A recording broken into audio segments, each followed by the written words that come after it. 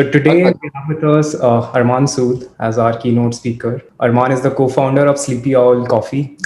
He's a guest who needs no introduction, but still going ahead. This is the most loved brand of coffee by the Indian millennials. Welcome to Xartup, Arman. How are you doing? Very well, very well. Happy to be doing this with all of you. Thank you for having me. Thank you so much for your time. We all have gone through your journey of building Sleepy Owl as an Indian brand. Now, we'd love to know what was your first entrepreneurial startup? How did you get started into building something by of your own? Okay.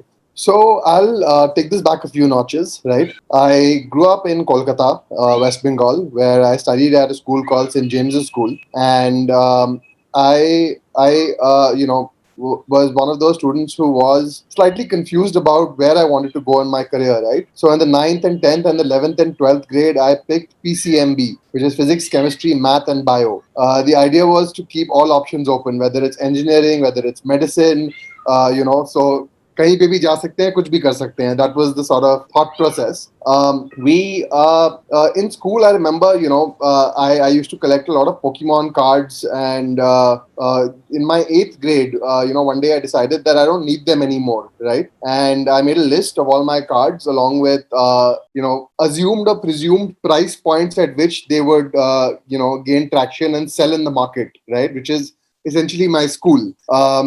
I managed to sell a few cards, made some pocket money out of it. I mean, technically, my money that my parents spent on buying me cards, I had sold them and earned that money back for myself. But I got caught by the middle school head coordinator, and that plan, went out of the window. It didn't work out. In fact, she asked me, I hope everything at home is okay. Why are you doing something like this? And that was possibly my first stint with entrepreneurship. But I myself didn't know that what I did was entrepreneurial, or had any, or the word entrepreneurship wasn't known to me at that time, right? This is 2006 7 probably. Anyway, I graduated from school and decided that I want to become a lawyer, because I love speaking, and I thought maybe I'll get a chance to argue in a court of law, and that would be my career.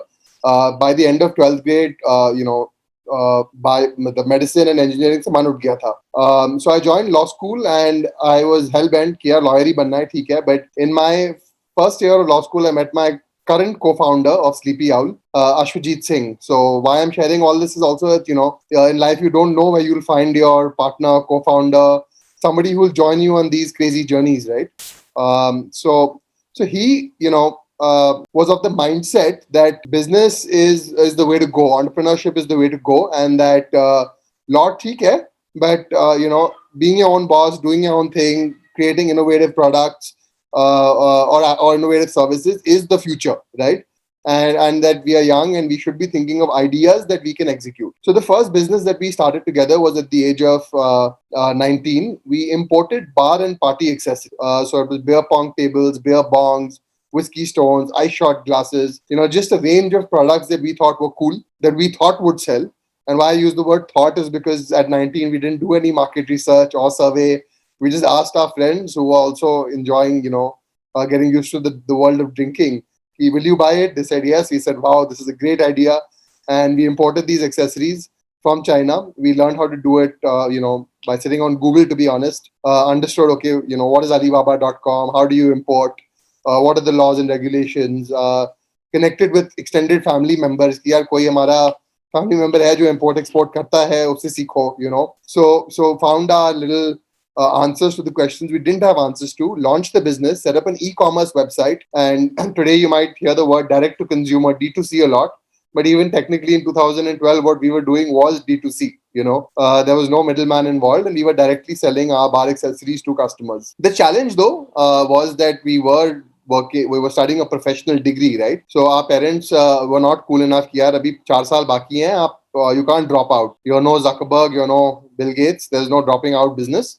College भी खत्म होगा, business में भी हम support करेंगे, कोई दिक्कत नहीं है, सीखो, इंटर्नशिप भी करो, play your sports, do your extracurriculars. So ultimately what happened, unfortunately, was that the business became a part-time business, right? We couldn't devote 200% of our time and attention to it, and it was the first time we were doing that in 2012. To be very honest, the ecosystem for e-commerce and D2C was not the way it is today. आज आप एक दिन में Shopify का website, 2 दिन में Razorpay का account, and तीसरे दिन पे आप माल बेच रहे हो, right?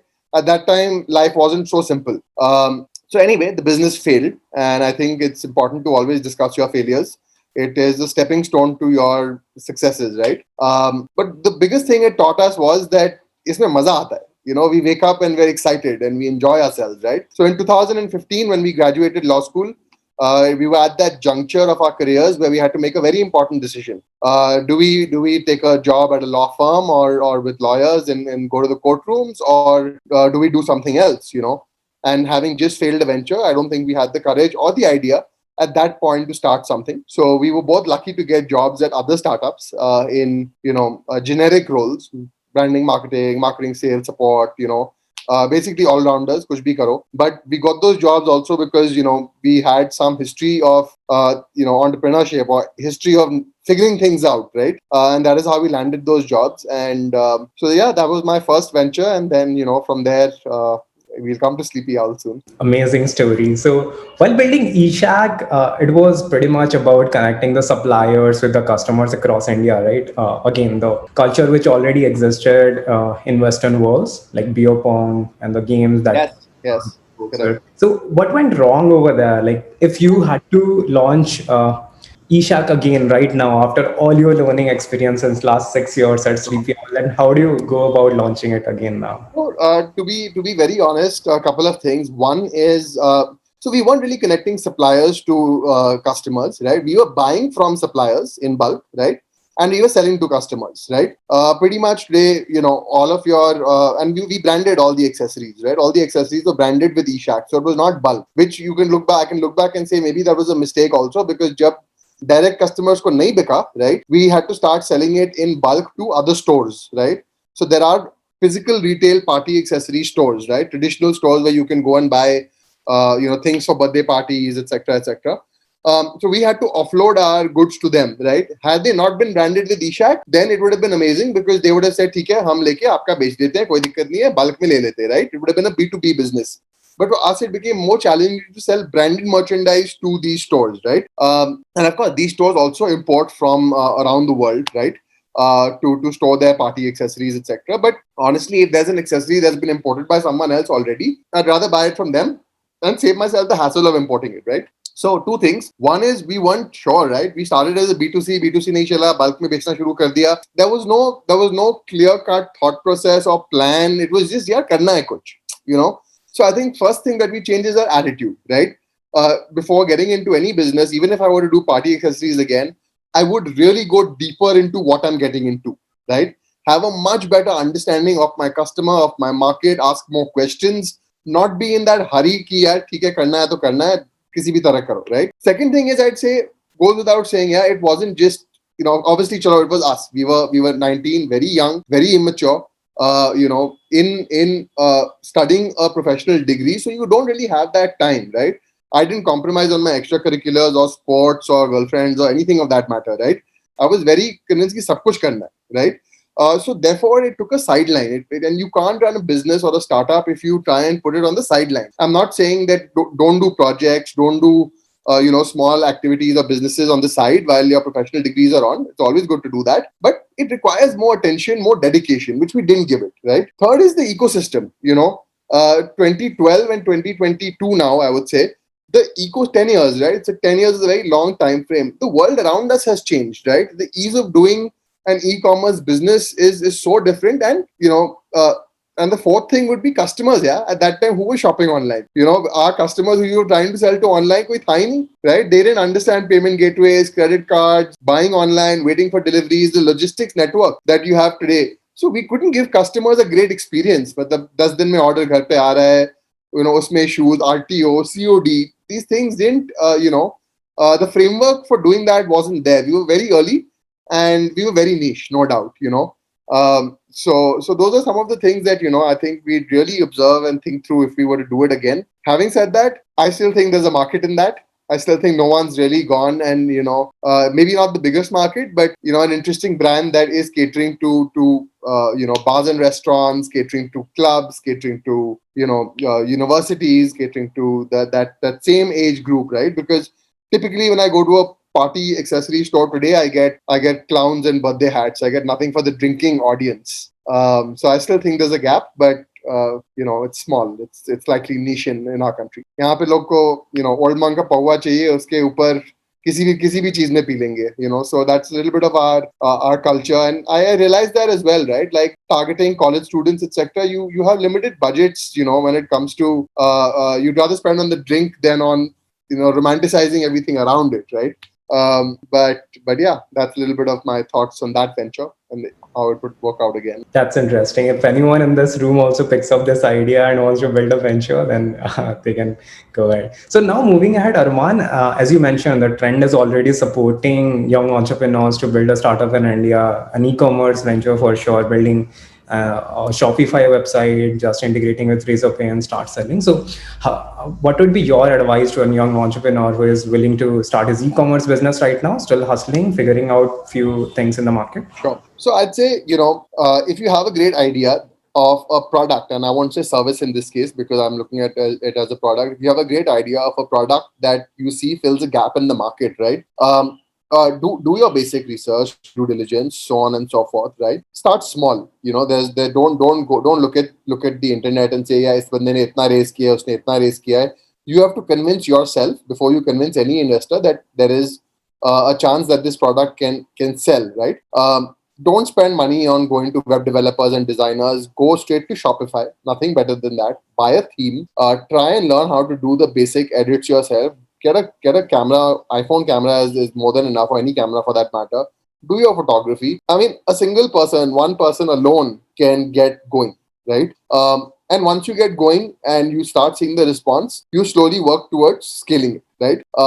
On this note, I'll share a mistake as well, since I know that's one of the conversations that will come up a little later, is that don't go solo or with you and your co-founder for too long, right? For the first 18 to 20 months of our business, even though things were picking up steam, हम सब कुछ खुद करते थे, you know. Accounts का ना ए पता ना सी खुद करना है, ठीक है. मतलब packaging, brewing, supply chain. We didn't end up hiring and delegating early. So what happened is, as the thinkers, right, we wasted a lot of time doing things that were very, very, I wouldn't use the word, I'll use the word menial, but I don't mean it as menial, right? But if you are the idea man and if you are the founder and the strategy head and the thinker, right, you can't get too bogged down into the nitty-gritties at a certain scale or stage, right? For us, what happened is you were doing that for too long. Even 18 months into the business, I failed to realize that, थोड़ी सी growth आ रही है, hire more bike riders to do the deliveries. जब order spot आता था, मैं auto में बैठ के जाके delivery कर देता था. It makes for a great story and it makes for a great कि मैंने hustle बहुत किया, हाँ किया, but जरूरत थी नहीं थी, right? I mean, I should have hired right, delegated right, and let people do the right, what role they're skilled at, right? Instead of me having to figure all that out. So yeah, but to start, when you start, man, one person is enough to at least get the ball rolling and then invite people into his journey. Makes sense. Makes sense. Think we have seen like enough picture of yours delivering Sleepy Owl coffee, sitting in a car. So that is like pretty amazing being a hustler in the initial days. जो आपने देखा था वो एक professional production team ने shoot की थी गाड़ी में, मैं ज्यादा था ऑटो में, ठीक है. And it was another level of hustle, but that was a romanticized version of that. Yes. Interesting. That's interesting. So Arman, most of the entrepreneurs give up in their early days looking at the profitability. So how does the unit economics look like while launching a direct-to-consumer brands? How does the initial days look like? Okay. So yeah, at the end of the day, when you start your business, you have to make sure that at the gross margin level, right, you especially I can only give you from the food, generally actually, or all e-commerce businesses or any product, right, you have to maintain that 60 to 70% gross margin, if not more, into your pricing and into your supply chain and sourcing, right? You can't buy something for 3 rupees and sell it at 5 rupees, right? You need to buy it for 3 and sell it for 10, 12, 13, right? But you can't price it in a way that, अच्छा, मेरे gross margins 80% है, 90% है, phenomenal, और कोई खरीद नहीं रहा, right? That benchmarking, that with your competition, with your market, with other products in the market in the same space that a customer could buy, has to be done very intelligently. सोच समझ के करना है. But what we did at that point, for us, it was a new category, right? Nobody in India was doing cold brew. There was no comparable price point. So we priced it, ourselves, and we created the benchmark of pricing in the industry for that product, right? So we were fortunate to do that, but those opportunities, I believe, are rare. You'll get into something that 90% is already being done in some way or form by someone else, and you'll have a benchmark to go to, right? So when you have your benchmark and you know कि यार मेरा 400 से 500 का range है, then you work backwards, right? All your raw materials, your packaging material to make that product has to be planned in a way that you're maintaining a minimum of 70% gross margins, because anything less than that, you will struggle later on the unit economics, right? You will not be able to make it work in terms of, once all the marketing costs, employees, team, offices, everything comes in, right? You'll still have to ultimately, after gross margin, it's called contribution margin, right? So it's called CM1 and CM2. You have to be positive on all of these levels, right? Not just gross margin positive and then contribution negative, right? You have to be positive throughout the spectrum. Chances are you'll, if you're scaling well and doing well, at some point you'll raise investor money and you'll have a lot of marketing dollars to spend. So there will be days where you are negative on these things because you're scaling, acquiring customers, right? And the hope then is that, okay, I'm burning money on marketing and I am negative on a few things, but I'm acquiring customers, and I will strive to give these customers that stellar experience, right, on product and service, that they'll come back, right, once, twice, thrice, 4 times, right? And more often than not, customer comes back the second time, you're making money on that second order, right? If you're lucky, you're also making money on that first order, right? Some money on that very first transaction itself. Otherwise, you have to create the long game. You have to make them lifetime users, right? And make sure they keep coming back to you, because you acquire them once, right? That cost, say you spend $200 for someone to see your ad and click on it, right? If they purchase, right, and they come back 3 times, you'll make your money, right?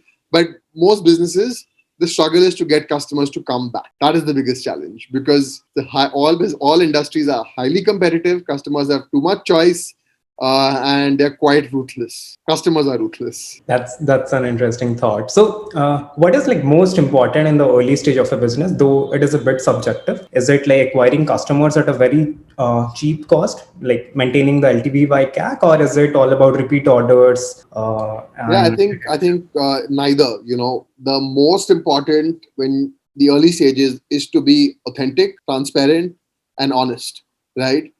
With your brand, with your products, with your dealing with your customers. All of those, everything that you're talking about is a consequence of that, right?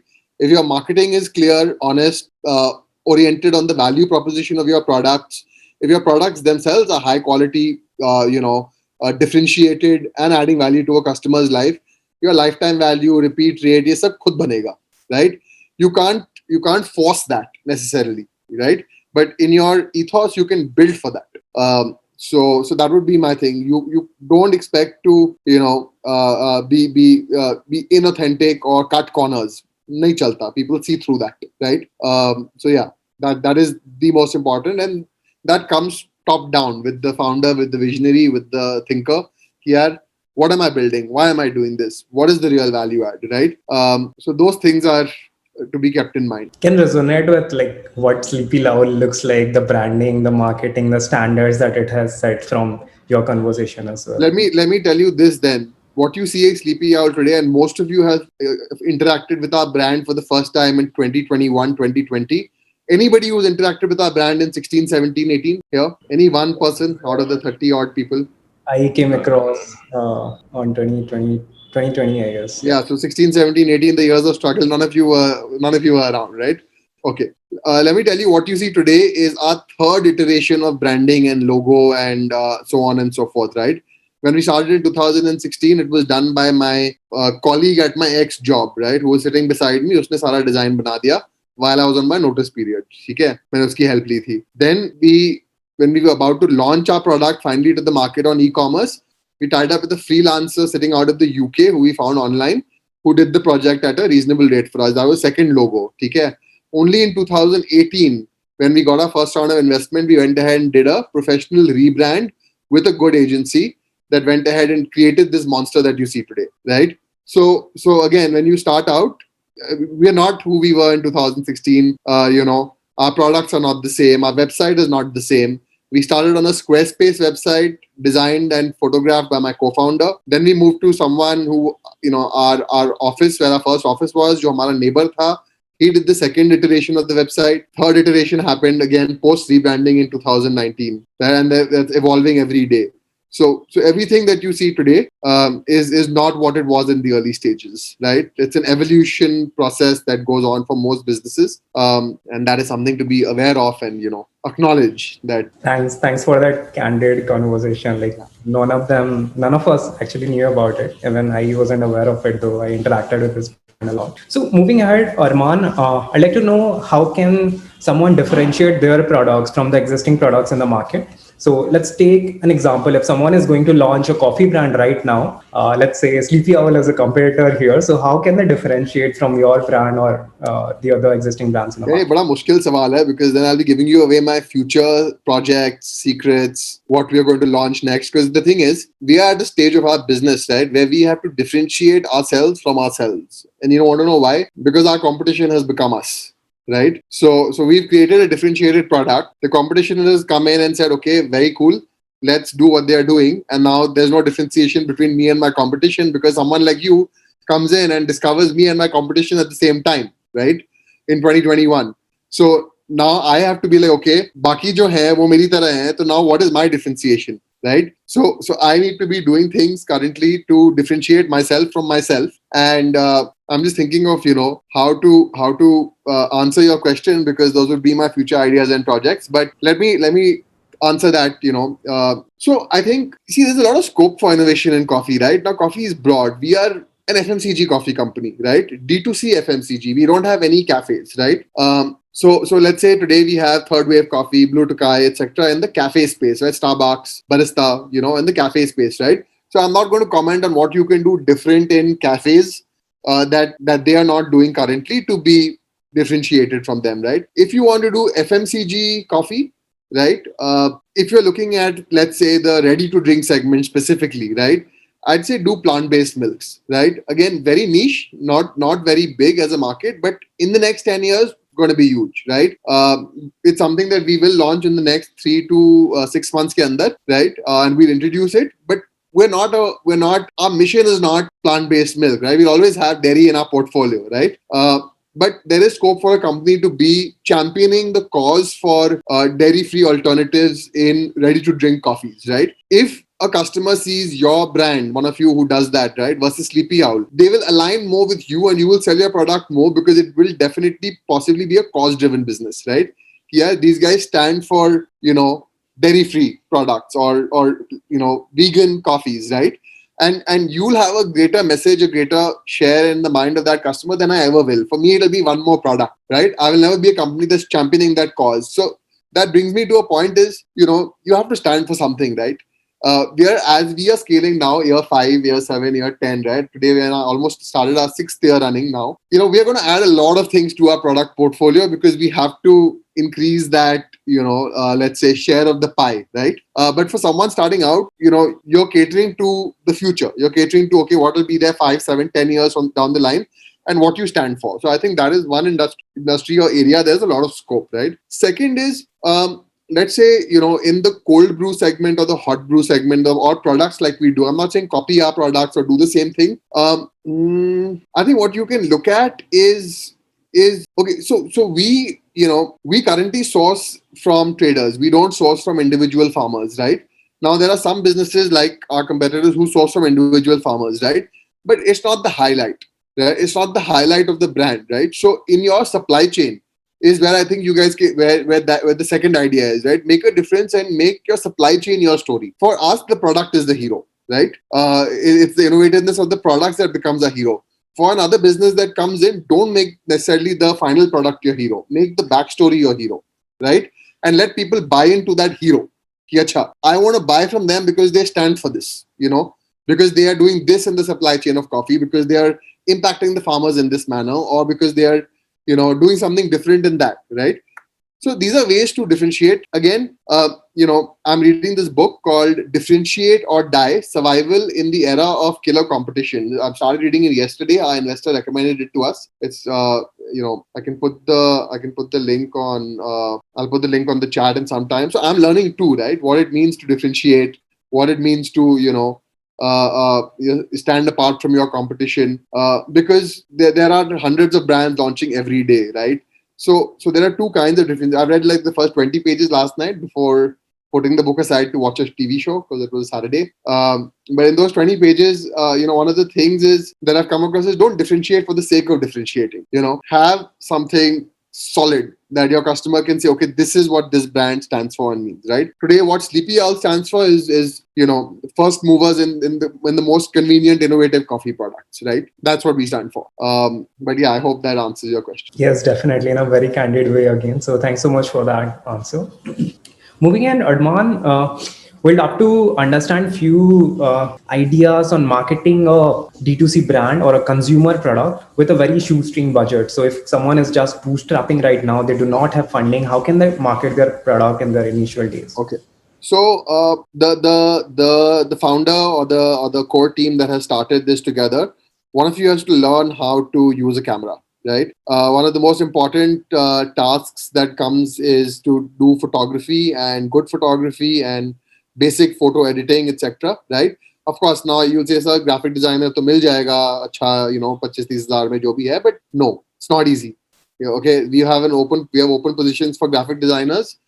Standard is set so high कि कोई मिलता ही नहीं है, right? So yes, you can get average talent very easily, but if you want something really solid, it takes time. It's difficult. So I'd say to market, you need to have some design skills, right?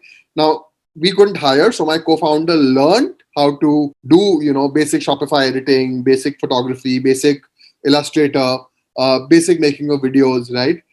So that skill I think is extremely crucial because that's the first step towards marketing. So you can capture what you want to market, right? Second is have very strong values of how you want your brand to be perceived by the world, right? If you look at our Instagram page versus any of our competitors' Instagram pages, for that matter, or our sort of aesthetic, right? Overall, you'll say, okay, wow, this is there's some coherence to it. There's some thought behind it because it is not outsourced to an agency. It is driven from the top by my co-founder. Every time someone interacts with our brand at any touch point, what should they feel? How should they, perceive the brand, right? And you have to be very clear cut on that and don't deviate from that. Have that, consciousness. And that comes from, to be honest, again, what do you like when you see brands, right? So I'm not saying you don't copy, but you are inspired by something online that you say, wow, these guys have done a great job. I want to aspire to have a thought process or aesthetic or final look and feel or like this, right? Like, for example, our on Instagram and Twitter, if you look at the way we communicate with our customers, right? Aap jaake tweet karoge, my team will reply to you and have a conversation with you, most likely. And that the tone of that conversation, the voice, right? It's not that person's voice. It's the voice of the company. It's the voice of Sleepy Owl, right? We were really inspired by looking at Netflix's comments and how Netflix engages with customers online, right? They're quirky. They have a certain, way of engaging with their customers that we said, yeah, ye bada cool hai, right? So we kept in mind that when we as a brand engage with our customers, that's the communication we'd like to adopt. Not how, let's say, Asian Paints would maybe communicate with their customers. Bad example because they're really good.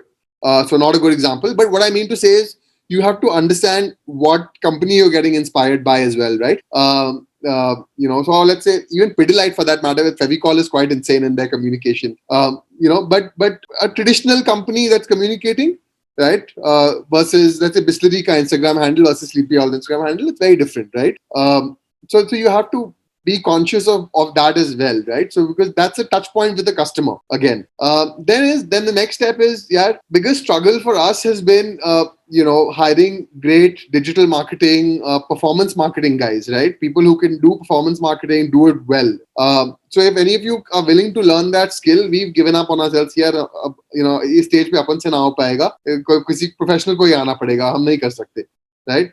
But if there's good, very strong knowledge and execution knowledge, not paper knowledge, being able to execute that stuff, right?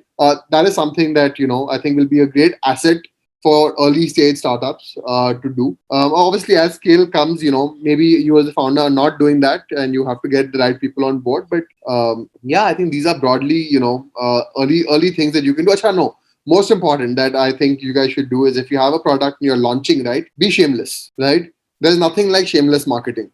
You got to, I remember when we started Sleepy Owl, I literally every day would spend hours going on Facebook and my other source, WhatsApp, etc. And there was this copy paste message of, try whatever. This is our story. Try our coffee. Blah blah blah. To everybody on my Facebook friend list, right? Like college people, चाचा चाची, मामा मामी, किसी को नहीं छोड़ा, सबको spam किया, right? कि भाई खरीदो, try it, just so that they're aware that maybe यार click करके खरीद ही ले. Your first 100, 200 customers will usually come out of your network, right? They will come out of your network, and that will give you feedback and encourage them to post, encourage them to share. That builds word of mouth. Word of mouth product से तो होता है कि हाँ अच्छा product है, किसी को बताएंगे, right? But you have to create that word of mouth as well. And we went all out. Like I would get messages from Facebook saying, stop, you can't do so much. ऐसे आप copy paste जो कर रहे हो, पता चल गया हमें, हम क्या कर रहे हो, नहीं करो. तो limit हो जाती थी, ban हो जाती थी. You can't do any more, messages like this. And next day you start again, right? And you keep doing that because you have to sell it, yeah. You have to be shameless in selling everywhere, right? Even when I woke up this morning, I was like, yeah, कौन सी t-shirt पहनूं? I was like, yeah, होंगे 30-40 लोग देखने वाले. Sleepy वाली पहनना है, so you have to be very very shameless in pushing your brand in front of people. Don't expect anyone else to do that for you. That's really interesting. So now moving on to another candid part of this conversation, what were all the mistakes that you committed while building Sleepy Owl in your journey? If you can share some anecdotes. Yeah, I think the biggest one that I've already shared, that I look back and say, okay, we didn't delegate early. We didn't hire the right people for the organization, right? I don't know where and how this is going to be published, but this is all very candid. So I just saw the recording button and I was like, "Pata nahi." But yeah, I think I think looking back, we should have hired the right experts and people for their roles, a little earlier on in our journey than we did, and then we are currently doing. And wish we had delegated a few of the tasks and things that we chose to do ourselves a little sooner, right?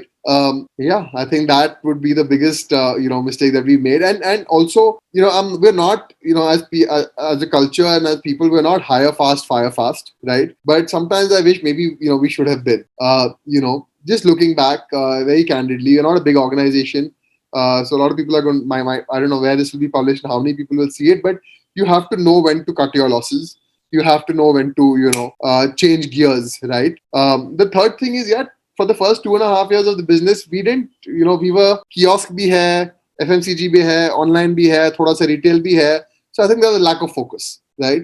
Now I look back and say, theek hai, because we were building a category, right? It's a new category. Cold brew is a very, very niche new category that we created in India. Coffee itself is niche in India, right? To some extent.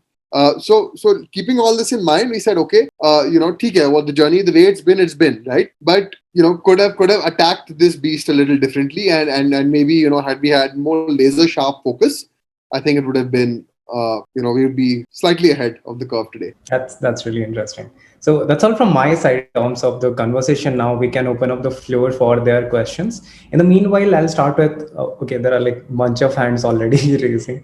So yeah, I'll start with my question first of all, Arman. So there was one fellow in our previous cohort who was launching a brand called Himalayan Harvest. Okay. So the brand was building a product in a herbal space, as in some sort of Himalayan herbals they were trying to sell.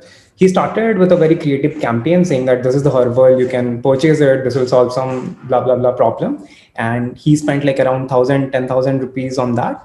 And he wasn't able to sell one of their product as well, as in he couldn't able to sell any of the products that he had made. Okay. And he gave off very early. So what would be the different approach he could have taken in that? Yeah, so you don't spend 10,000. Now you first organically get people to buy it. Like, craft your story on your website, on your social media, build that, what does the brand do? What does it stand for? Sell to family, friends, colleagues, extended networks, right?